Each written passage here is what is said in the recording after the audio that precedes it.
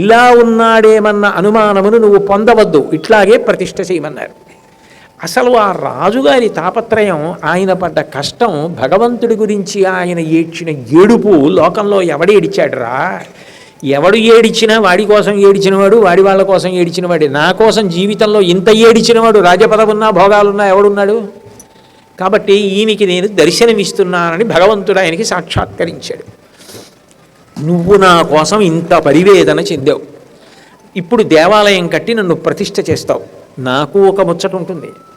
నా కోసం ఇంత పరిశ్రమ చేశావు కదా, నీకు ఒక వరం ఇవ్వాలని నేను అనుకుంటున్నాను, ఏం కావాలి కోరుకోమన్నాడు.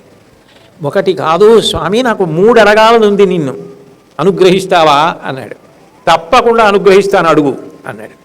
మొట్టమొదటి కోరిక ఏదంటే, ఈ క్షేత్రంలో నీ చేతులు ఎప్పుడూ తడిగా ఉండాలి.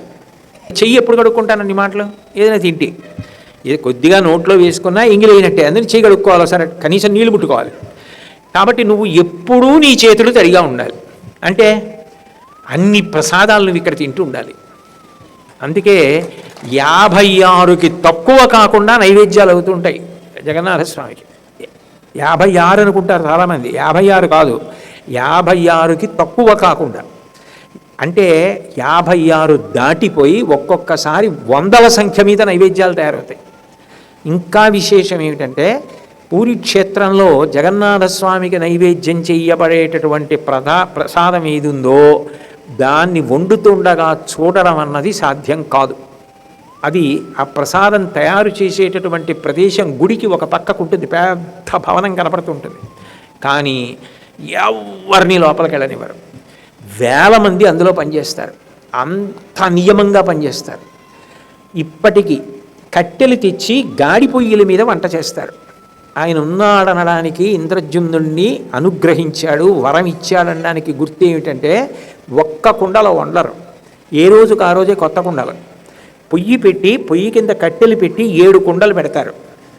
7 కుండలు పెట్టి 7 కుండల్లో 7 పదార్థాలు పెడతారు వంటకి. లేదా పోనీ ఒక పదార్థం అనుకోండి, మీకు అది తేలిగ్గా అర్థమవుతుంది. 7 కుండల్లో అన్నం పెట్టారనుకోండి, వండితే మొదట ఏ కుండలోది ఉడుకుతుంది? ఏది పొయ్యి మీద కట్టెల మీద మంట మీద ఉందో అది ఉడుకుతుంది. ఒక్క పురి క్షేత్రంలో మాత్రం పైన ఉన్న 7వ కుండలోది ముందు ఉడుకుతుంది, ఆఖరణ ఉన్న కుండ ఆఖరణ ఉడుకుతుంది. సృష్టికి విరుద్ధం కదా. నీకు నేను వరం ఇచ్చాననడానికి గుర్తు.